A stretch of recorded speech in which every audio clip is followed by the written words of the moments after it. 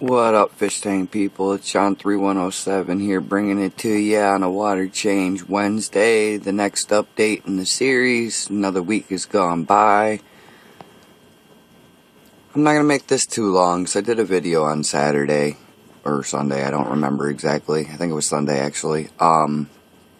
Just because I had this light on at night, which I don't usually do. And just the green was flowing out of this tank, and I just had to take a quick video. Hope you guys caught that.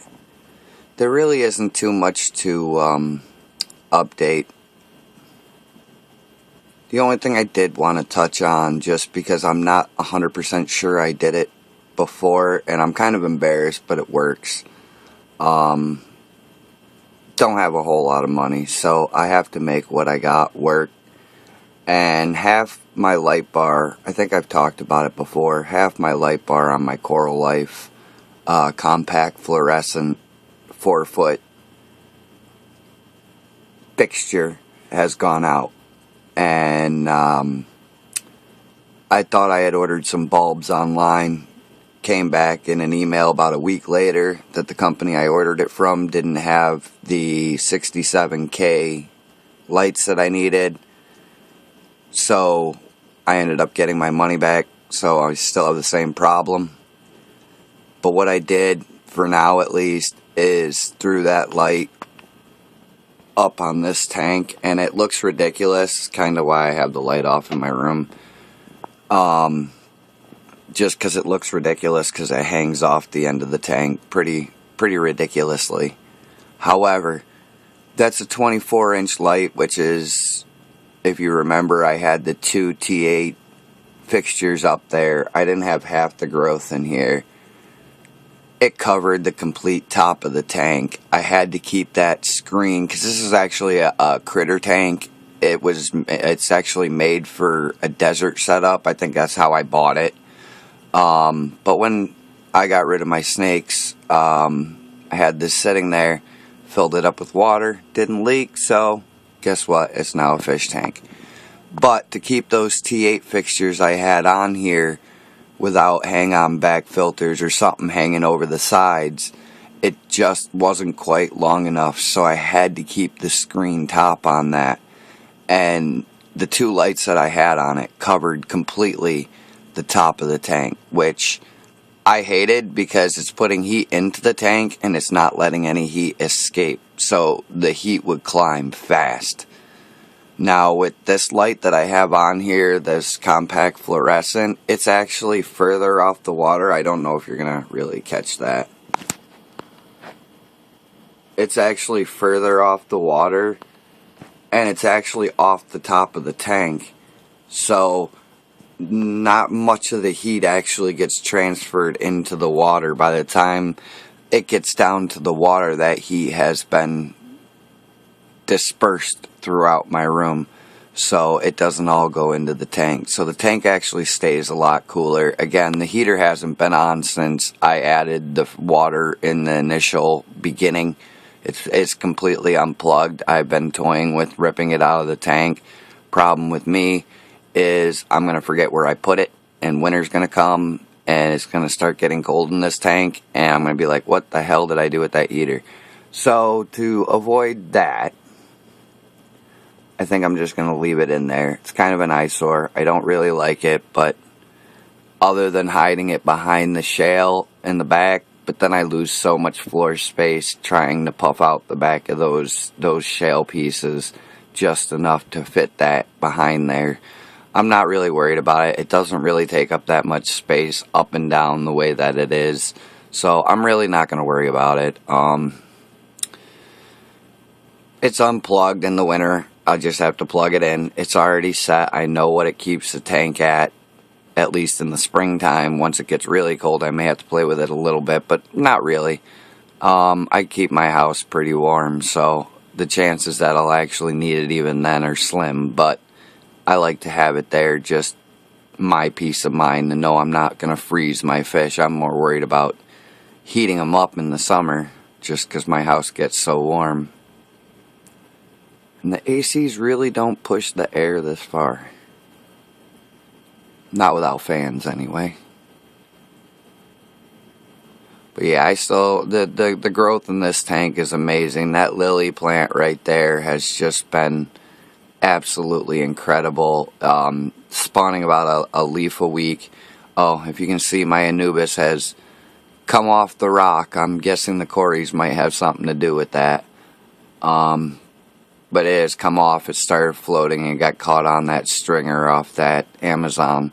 And it's just kind of floating there. It hasn't hurt it. None of the leaves have started to fade or anything like that. So I've just kind of left it there. It's actually in the direct path of the CO2 coming out of the filter over there. So I'm like, you know, leave it there for a little bit. I can put it back down, but the Cories are probably just going to rip it back up.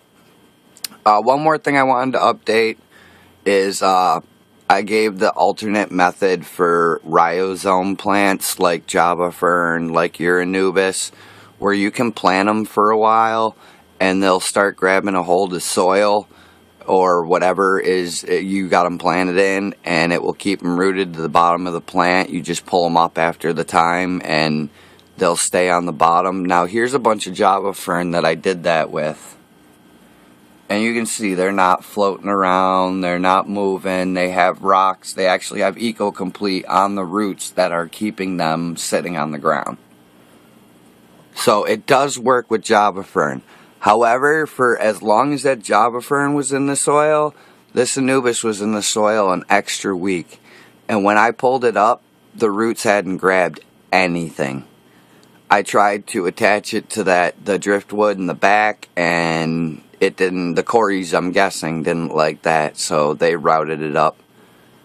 Again, off that, I didn't have it secured down to the wood that well. There's just so many small fish in here that I'm dead scared to pull out that big piece of wood to tie that on there, that I'm going to go to set it back in, and one of them are just going to whip over, and I'm not going to see it because they're so small and darty that I'm going to end up crushing my fish, and I really don't want to do that. So I'm trying to figure out a way to attach it to that, to actually the end behind all this Java moss, which is actually on another piece of driftwood that's actually in front of the LP piece that's going to the back that I want to tie that Anubis on. I'll see if I can kind of stand up and look down into the tank. Maybe I can. There you go. That's a little bit, yeah, way too much light. You can kind of see it. But that front log is completely consumed by the Java moss. So I got to pull that out and cut it down. I have to pull out the shale in the back so that I can cut that down. You can see it starting to grow over the front of the filter, and it's going to overtake the couple plants that are back there. Take that piece off. I need to cut it down so that it spreads and covers the entire piece of shale back there.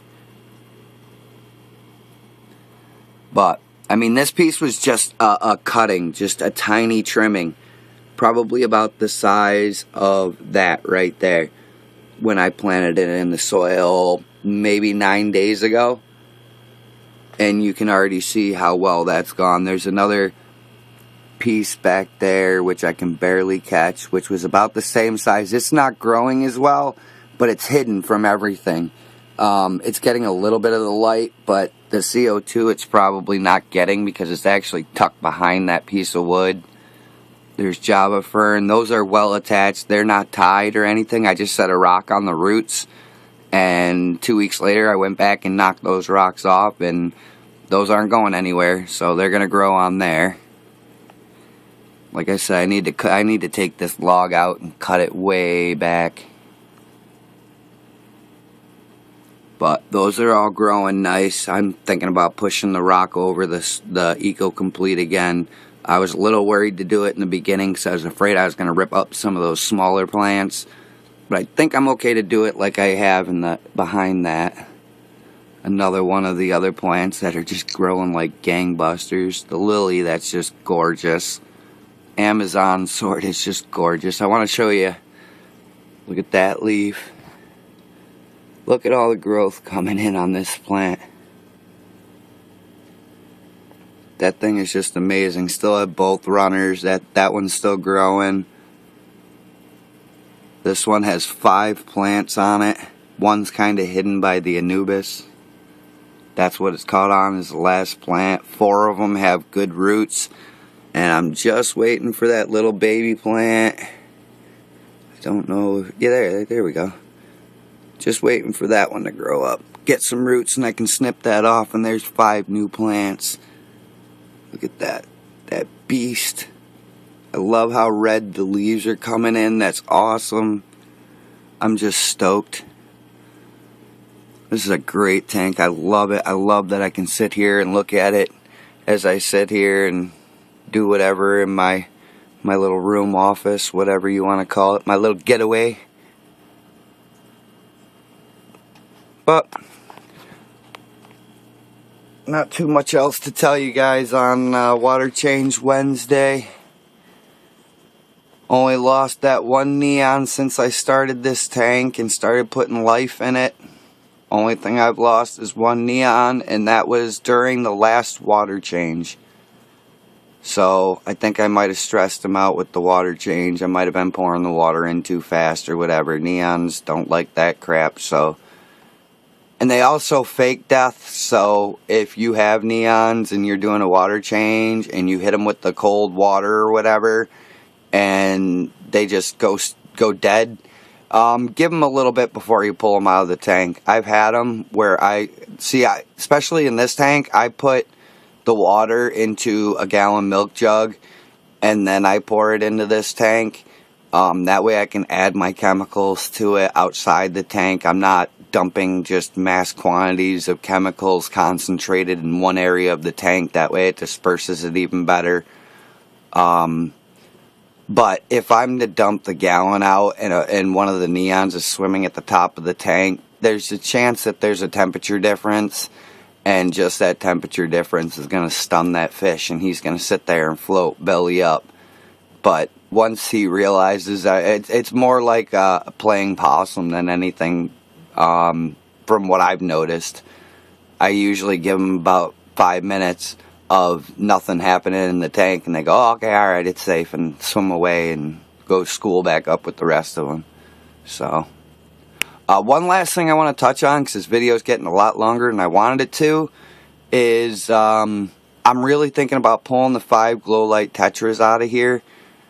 Just because they're too similar to the neons, it's kind of hard to train your eye to look for neons and then look for the glow lights, because they kind of all blend together. They're basically the same size. The coloration's very different, but they're basically the same size, shape. They swim the same. They school up together.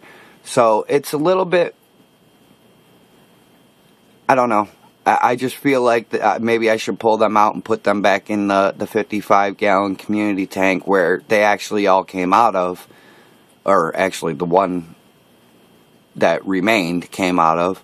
I'm thinking about putting them 5 back in there and either going with more neons or something that's not the same shape. Let me know what you guys think. If you think that's a good idea or bad idea, if I should just stick to what's in here. It's been working. So,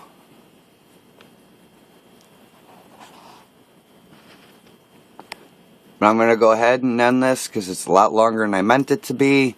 So I'm absolutely in love with this tank. I love what it looks like. I love how it's growing. I love it. It's great. I love the green just radiating out of this tank.